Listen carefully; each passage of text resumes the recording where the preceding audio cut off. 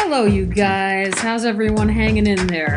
I know we're all going crazy. I know we're all doing a lot of art projects. I do feel like everybody knows a little bit more what it's like to be a visual artist now, because it seems like everybody on the face of the earth is actually making art.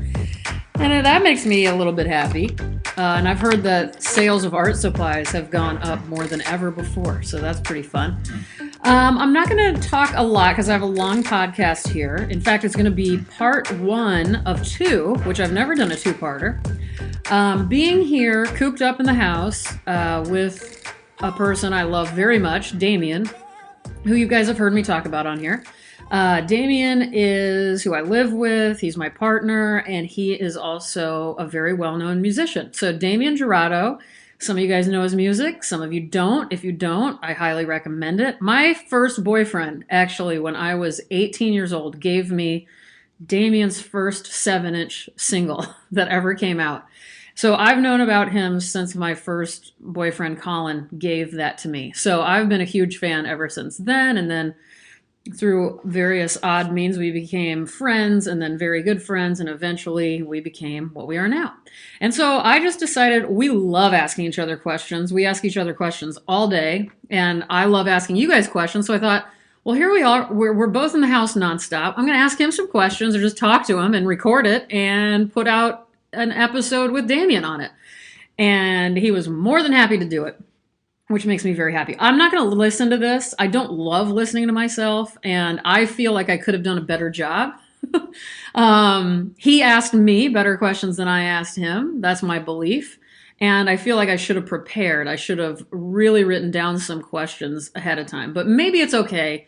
Either way, if you guys want some company and hear 2 other people talking to each other, here it is. This is for you. I'm going to read you guys one poem before I start. This is Mary Ruefle from Wave Books, of course. I read Mary Ruefle all the time, and I wanted to share. And this is from Trances of the Blast. This book, when did this one come out?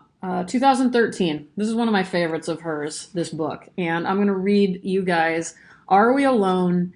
Is It Safe to Speak? The reason I wanted to read this is, again, now during, shelter in place and all of this, I think we all have these bizarre relationships with our homes and the stuff in our home. Like, now that our worlds are so narrowed, it's like everything that we're existing with object-wise becomes a bigger deal than it ever was. And I saw a joke somewhere where it said, I'm now I'm deep cleaning the things that clean other things. And I've been doing things like that, like cleaning my Roomba. I'm like, the Roomba cleans things, and now I'm cleaning the Roomba. I mean, it's insane time, right? So anyway, you'll see what I'm getting at when you hear this poem. Mary Ruefle, I love you wherever you are. I hope you're safe and well. Are we alone? Is it safe to speak?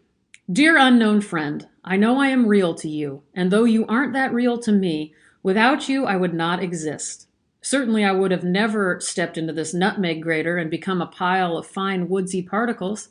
It occurs to me we are walking piles of dust, you and I, and still it smells as sweet as summer winds off the coast of Zanzibar, and the sails are up and off we dash into the brine of our contentment. I'm glad you know me well. When I fall asleep, curling up in a little ball, will you take me home and hold me in the palm of your hand, posthumously, anonymously, and when the time is right, blow me away. There you go. That may or may not make sense why I wanted to read that, but it made sense to me. So enjoy this to anybody out there. I'm sorry this is a little break from the regular in my podcast, but I love Damien. I love talking to him. I like hearing his thoughts on about everything. So I hope you guys will enjoy it as well, and I hope the audio isn't too bad. I only have one microphone. So anyway, enjoy it, and I will talk to you guys very soon. Goodbye.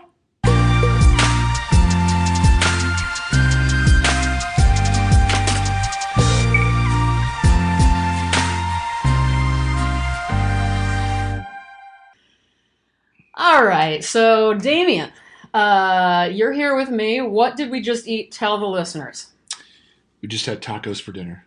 And it's not Tuesday. We did Wednesday tacos. Yeah, we were going to do it I thought about doing it last night, but I thought, nah.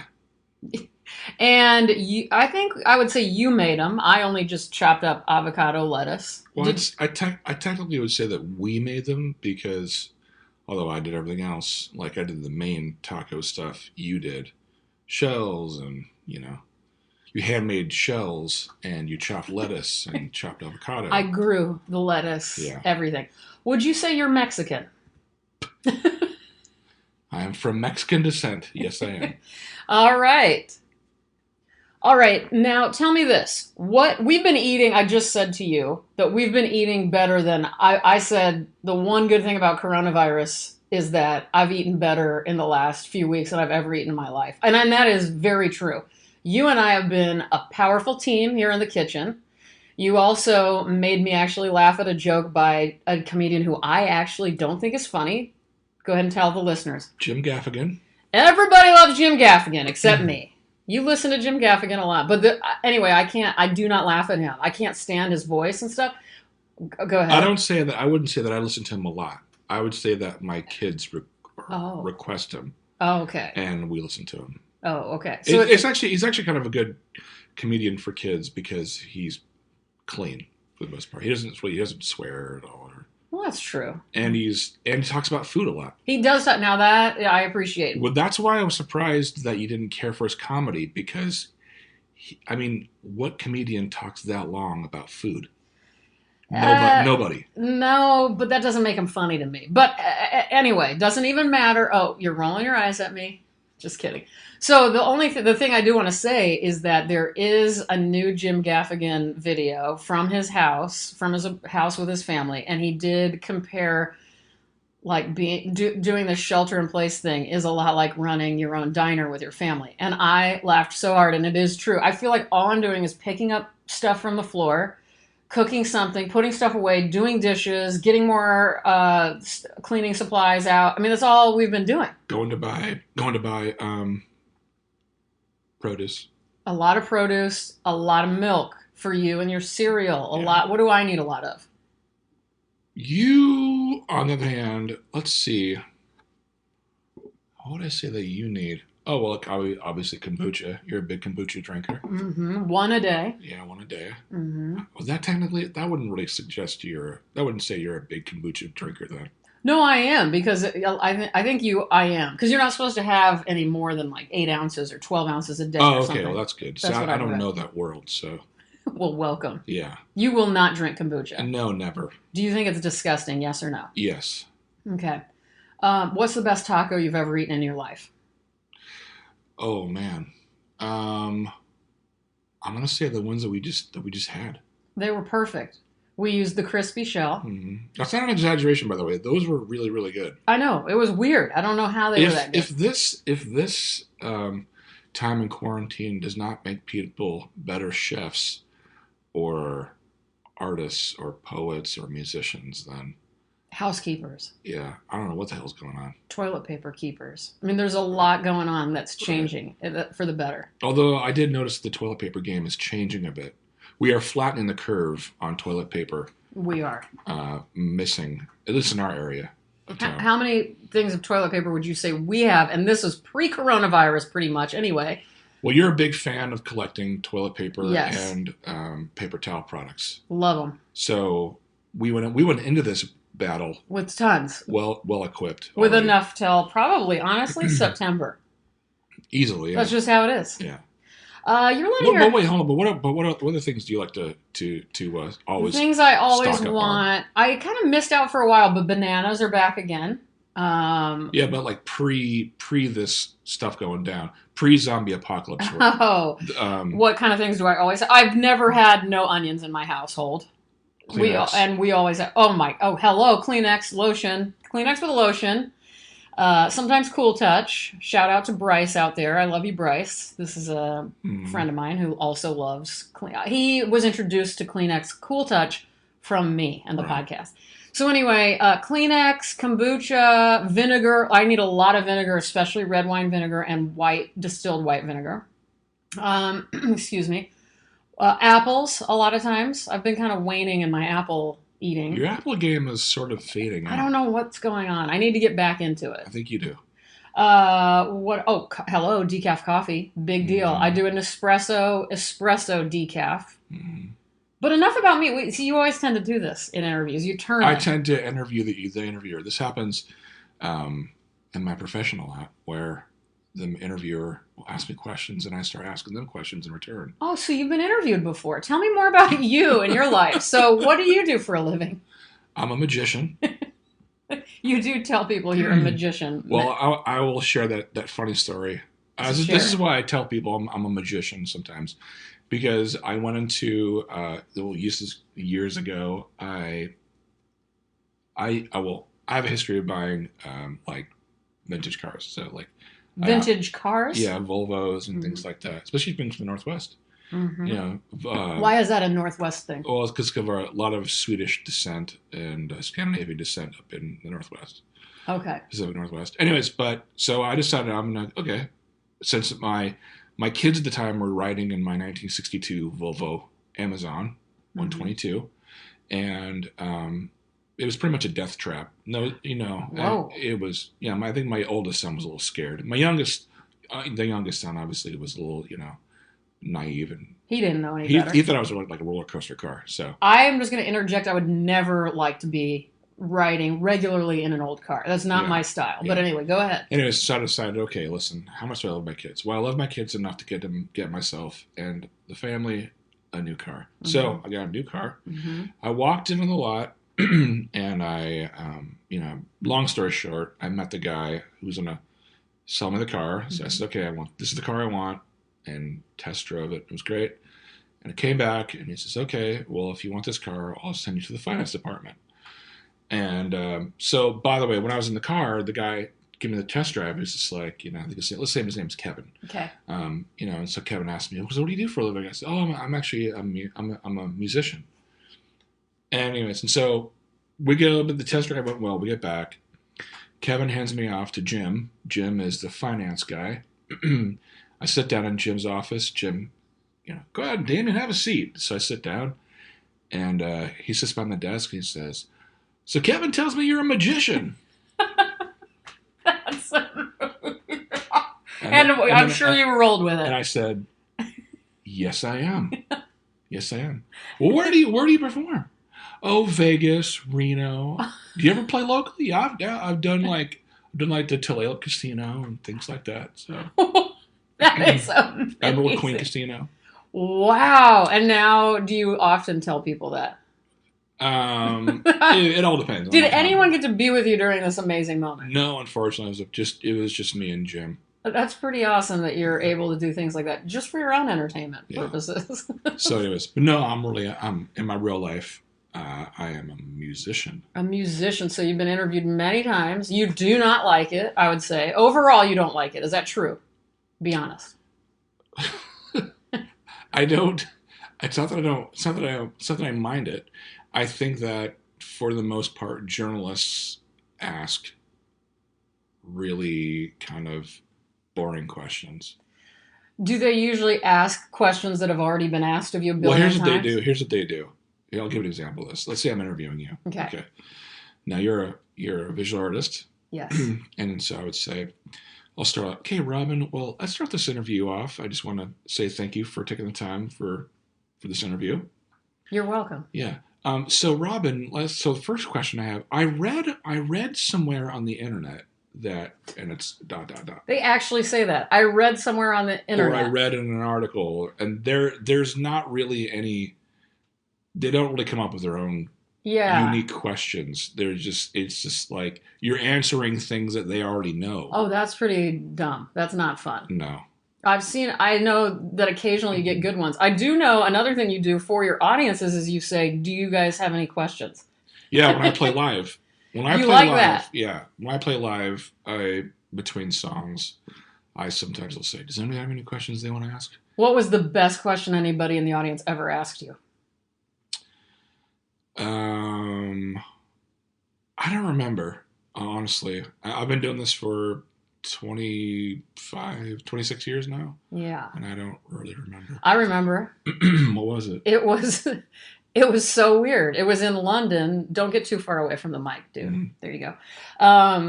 In London here recently, do you remember when that guy asked something and you heard something different? And it was about tell. Well, my hearing is horrible. So, especially when you eat chips. Would you say that's true?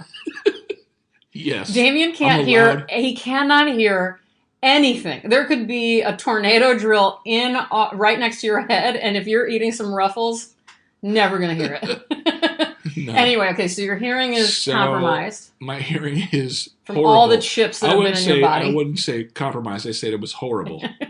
And I think he asked me, "How are you?" And Yeah, then, "How are you?"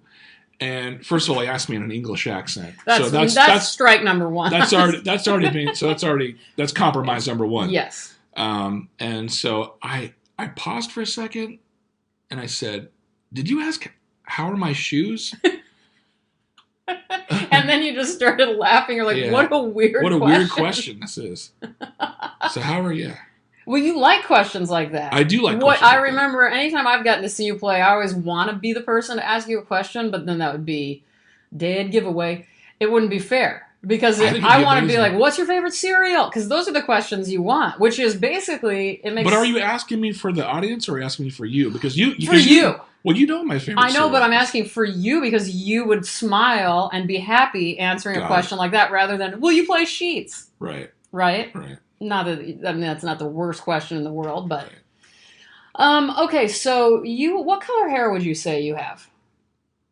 I have auburn hair. Who did you get that auburn hair from? My mother. Oh, she had auburn hair, or she has auburn hair.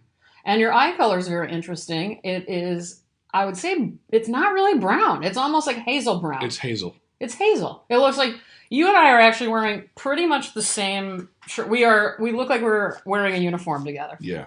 We're wearing forest green. What would you call this? Well, mine's more of an olive. Oh, mine is too then. Yeah.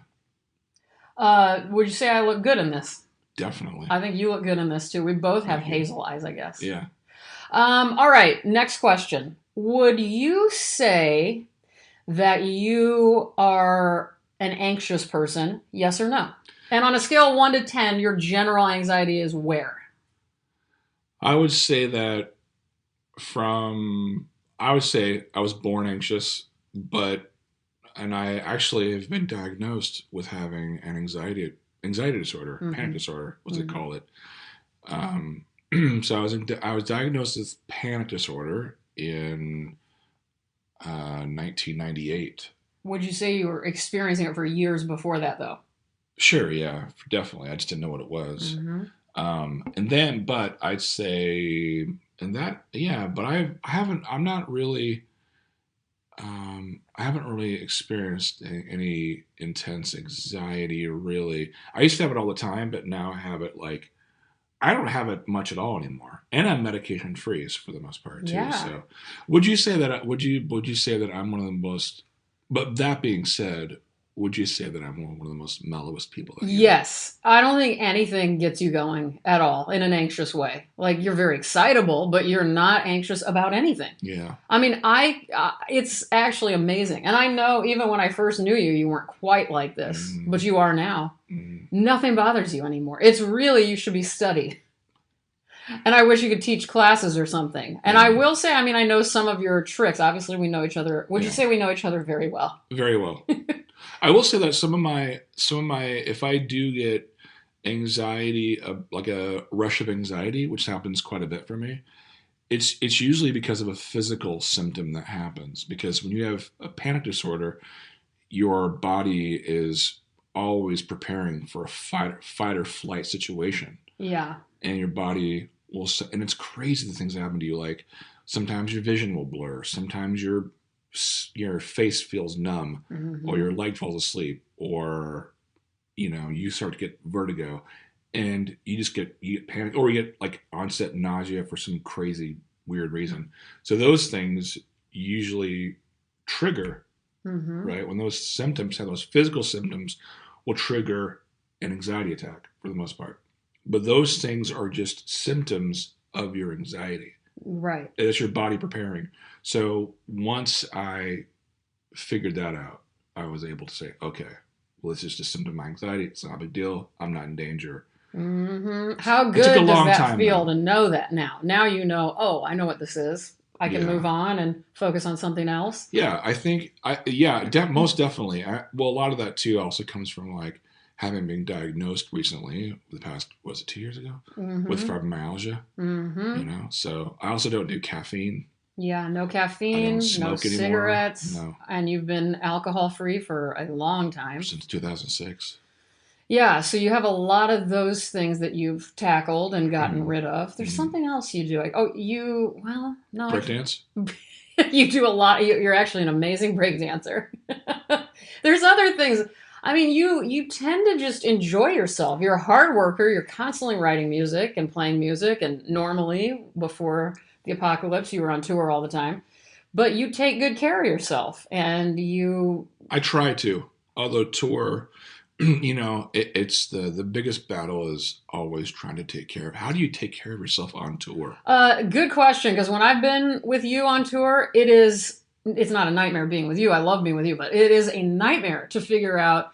As somebody like me with a lot of health issues, it is not. I'll tell you what I think. I think it's impossible to take care of yourself unless I was so unbelievably wealthy Yeah. and had a doctor traveling with me and a nutritionist or a chef who's constantly finding all the things I need to feel stable with my body. I just don't think you can. I really do. Would you say that might be true? I do. That is true. I mean, it's funny. I don't know if you saw the Lady Gaga documentary that came out. Was it 2 years ago? Didn't you say it's good and worth watching? It's very good and worth watching.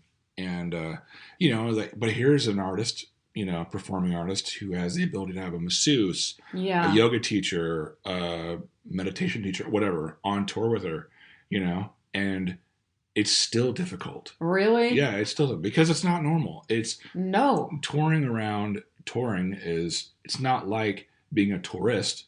I mean, being a tourist, by the way, as you've done, tourist things. Yeah. You're exhausted. God. It's like you go there, you're exhausted, but you're still doing cool stuff.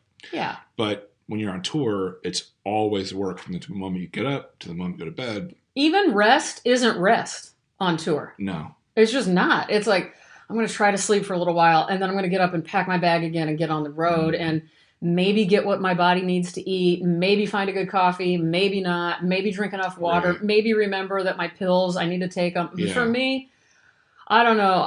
Knowing that you have done it for, say, how many years again? Well, I've been 26. I've been touring since 1996. Yeah, you've done it that long. I don't know how. Yeah. I don't know how anyone doesn't just die halfway through a tour. Well, we were just recently in Chicago before this all went down to play a show with Nathaniel Rateliff, and I mean that conversation was very interesting because Nathaniel had a tour bus. He had a lot of cool things around him, catering, and he was still expressing that he was still exhausted all the time, and that it was so hard. And he had a yoga person on tour. I think no matter and really good catering. I have to say it was the best. It was the really best good, food. really good. But yeah, it is. I think you're right to say it's unnatural. I don't remember how I started asking you about this. Well, because you started asking about anxiety. Anxiety, yeah. And how much do I have at 1 to 10? What did you say now? 1 to 10 your overall average. Overall, every day. Because I've got my guess for you.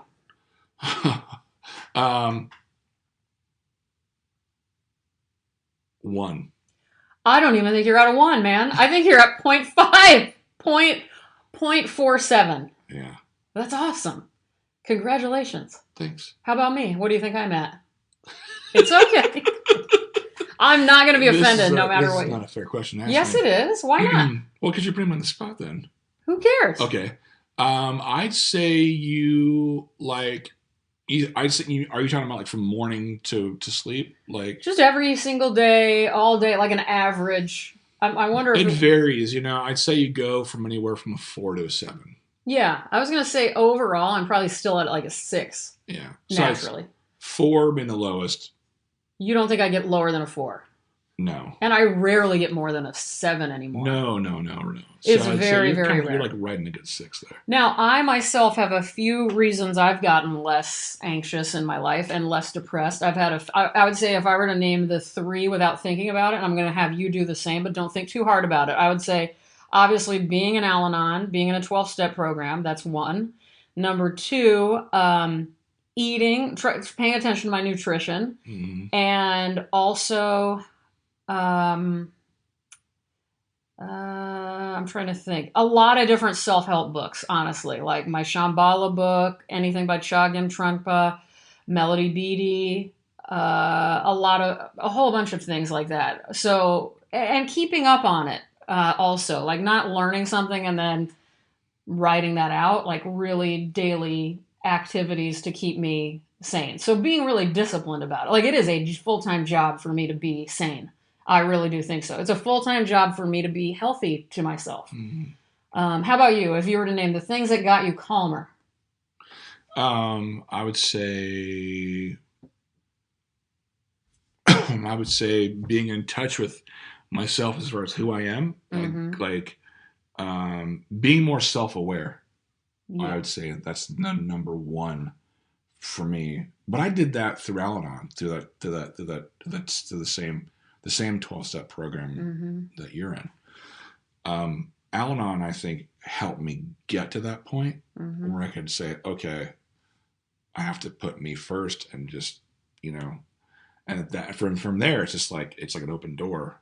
So I would say, so maybe first I would say Al-Anon, and then so the 12-step program, and then I'd say being very much having self-awareness, and but I would tack to self-awareness. I would tack on mindfulness, always being in the Isn't moment. that the Linden method that you've told me about? No, no, Oh, that's something else. okay. So mindfulness, being in the moment. Just always being centered to where you're at, like the food you're eating, taste every bite. Be aware of every breath that you take in. Mm-hmm. Be aware of everything that you're touching. Be aware of Mm-hmm. the sounds around you. It's great. Mindfulness is great. Where mindfulness is a bummer is that if someone like you tries to talk to me, You have, I you, have that. I have the worst ADD. yeah. So I got hyper focused on something like, you know what I mean. Oh yeah, I've And seen then, that. but number three is going to be music. Number three is music. Music. Oh, I surround myself in music constantly or sound constantly. yeah, you do. Oh, that's your thing on tour. That's what keeps you sane on tour is Yeah, making sure you can always listen to a playlist that you've made for yourself or something. or something like that. Yeah. I thought you were going to mention a couple of people: Tony Robbins, Les Brown. You didn't mention them, and I think Melody from Beatty. Melody Beatty, I thought those were what really started you on your journey to feel better mentally. Um, Maybe didn't start you, but really helped. I think it was motivational speakers and things like that. I think that was definitely a big part of it, Mm-hmm. but it wasn't the reason for Okay. me. Okay. Well, clearly, it was Al-Anon and Yeah. and obviously Melody Beatty and How people like much that do you miss Al-Anon right now? greatly. Me too. Yeah. So you guys, listeners, a lot of you may have heard. You can do a search on Podomatic on my Me Reading Stuff Podomatic page, or just do a Google search, Al-Anon Me Reading Stuff Robin O'Neill, and you can listen to that episode of what Al-Anon is. Al-Anon is basically for friends and family members of alcoholics. So it's the same 12-step program that you've heard of for AA, but it's for people who are suffering from the effects of another person's Mm-hmm. drinking. And both Damien and I are in that program, thankfully, and we have a meeting that we could go to that is right down the street in our little town here. And obviously, right now, we can't do that and nobody can Mm-hmm. gather. And I'm really thinking about our, alcoholic loved ones who can't Mm-hmm. get to AA meetings and NA meetings right now. Mm-hmm. And it's pretty devastating because we who believe in these programs, like it is our sanity. It Sure. keeps us feeling like we're going to be okay, Mm-hmm. especially if you're recently sober. So my heart goes out to all of you guys suffering with not being able to get to meetings. And a Yeah. lot of my listeners are in programs like this. Mm-hmm. So, and I highly recommend you guys looking into it. Anyway, all right, back to stuff about tacos, pizza, hot dogs, TV shows. Now I know a lot of your favorite shows. Right now, I'm going to look you in the face and you're going to answer immediately. What's your favorite TV show of all time? Gomer Say Pyle. Gomer Pyle. Yeah, I didn't watch Gomer Pyle until you taught me about it, and I love it. It's so unbelievably funny. My number one show of all time used to be the Andy Griffith Show. Yeah, now you've And switched. then I went and I followed the Andy Griffith trail because Gomer Pyle started on Andy Yeah. Griffith, and then I So you like a spin-off more than the Spin-off. original? I love yeah, but how many spin-offs can you say like can you think of another spin-off that you like better than the original? No, I'm sorry. I was thinking about Melrose Place, but I still like 90210 better. Um, Wait a minute. Facts of Life came from, and no, and I like Different Strokes better. No, I can't. So that must be the only one. Yeah. Yeah. Okay, so right now we've been watching, would you say we've been watching a lot of TV? By the way, I will say that's a hard question for me to answer I know. Why is that? because I have too many. You just My have a list is million. long. My list is so long. I know, but it was cool that that's Yeah. what came to your head right now. Yeah. And I would wish we were watching more Gomer Pyle, to be honest with you. Shout out to the Munsters. Shout out to Sanford and Son. Shout out to All in the Family. Shout out to Alice. Definitely Alice. Shout out to How about My Goddess, Nell Carter, and Give Me a Break? Give Me a Break. Family Ties. There you go. Yeah. Yeah, I would say this is what we... The Jeffersons. Good Times. Yeah, this is what we bonded on, is our love of all of these kinds of shows. WKRP in Cincinnati. Oh, man. Yeah. Zoobly Zoo. Zoobly Zoo. There's a lot. All right, so which one would you say, right now, the things we've been watching together, like Shark Tank. Shark Tank, what else Hotel. Hotel. Classic 80s. Was that the 80s? Aaron Spelling. Yeah, Aaron Spelling. 1983 to 1986. That's right. Oh my God, the show is so good. But it's not streaming. What are your thoughts about streaming versus DVD? You have some unique thoughts about this. I think that, obviously streaming does not. Here's the rate. Again, as I was going to say, streaming does not. Hello. They don't have everything. And some of the best shows that are out, I believe, at least classic shows in the 1950s, 60s, and 70s and 80s, just aren't available on streaming. Yeah. Unless you buy them first on iTunes or. But they're not. They're still not available. Oh, no. Okay. No, like Hotel, you can't get that. You can't buy that. Okay. There's a million shows like that. Yeah. I was actually thinking about this today. I was thinking about, there's a song I was singing to myself this morning, and I thought to myself, I don't think that's on streaming. And I looked it up, and I can't find it on any streaming platform. Do you have it on? I have it on DVD. I have it on compact disc, but I don't have it on anywhere else. You just said compact disc. Yeah. You love compact discs. I'm a big fan of CDs. Say it to everyone what you think. Sound quality is incredible. Better than on vinyl. You think CDs sound I think that vinyl's good, but you gotta. The thing about vinyl is that it's a niche market, and I'm sure any musician out there or audiophile or vinyl lover is gonna want to punch me in the face for saying this. But I'm sorry, guys, but it's true. I mean, unless you have an amplifier, a unique tube amp with like nice speakers and a cool system, vinyl's going to sound like garbage. Yeah. It's just that's just the reality. I've seen you just shock people when you say this to them, and I love it. Yeah. So I love CDs. Okay. You do, and I will say, fortunately, I know that things like Spotify and Apple Music have tried to really up their quality as far as streaming goes. Okay, that's good. To switch gears a little bit, you once told me a story, and I cannot get it straight in my head what it was, but I remember loving the visual. Can you please tell me again the story of the balloon you saw when you were a little kid? Do you remember what I'm talking about? Oh yeah, I was at a used car lot. Okay. And there was in Arizona. In Arizona, yeah. And I just saw this balloon sort of on its own, like a mylar silver. With no writing on it, just a plain mylar balloon, sort of like a Warhol cloud. Oh yeah. Those mylar clouds. That's kind of remind me of. It's just this lone silver mylar balloon floating on its own, but not really able to gain enough elevation. Yeah. Sort of suspended in this area of the sky, unable to go any higher. But it was too new to go to the ground. Whoa. And that was by far one of the saddest things I've ever seen. Yeah, that makes me sad. Like I cried once over a similar situation with a grocery cart, a shopping cart in the end of a parking lot, like abandoned alone, and like it was nighttime and the spotlight was on it. Yeah. And I was so depressed. Like my mom did not know it was. I was a very little kid. I was Yeah. like 5, and I was just bawling my eyes out. And she's like, "What is wrong?" And I go, Yeah. "Look at that sad shopping cart." So Yeah. I get it. Yeah. Didn't your mom like say like you were so focused on it that she had to get your attention to leave or something? You were just staring at it. Yeah, I was just kept staring at it. But even to this day, though, I think recently you and I were at I want to say we were at a Joann's or something like that, Oh and yeah, we saw a Mylar balloon that was halfway deflated but stuck in the rafters. yeah.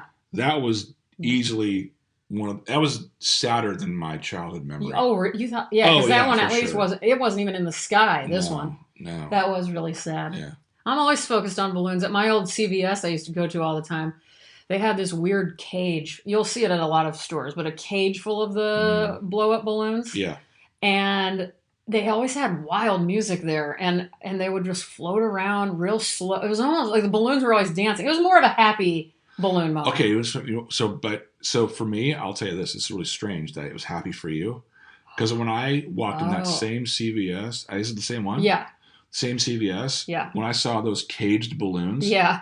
it made me very upset. Oh, that's Like sad. these balloons don't belong in cages. Let them out. You know what I mean? We should have done something about Yeah, this. it's like I wanted to just free the balloons. You know? They were. Oh, it was weird. I remember I sent it actually to your brother Drake once because I can't remember the music, but I always loved the soundtrack at CVS there. And they were like, there was 3 of them, and they were moving to the music. It was so wild. So I thought it was funny, but I can see why you thought it was sad. That'd be a good question to ask your listeners. You know, are what inanimate objects Ooh. do you see that make you or that evoke feelings in you?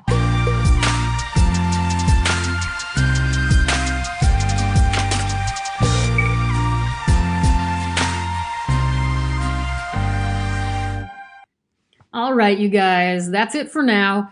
I will put the second part of this up either tomorrow or the next day. Until then, let's see. Be good to yourselves. Be good to those you're cooped up with. Have a good time. Eat some good food. And remember, as Anton Chekhov said, we shall find peace. We shall hear angels. We shall see the sky sparkling with diamonds. Good night, everybody.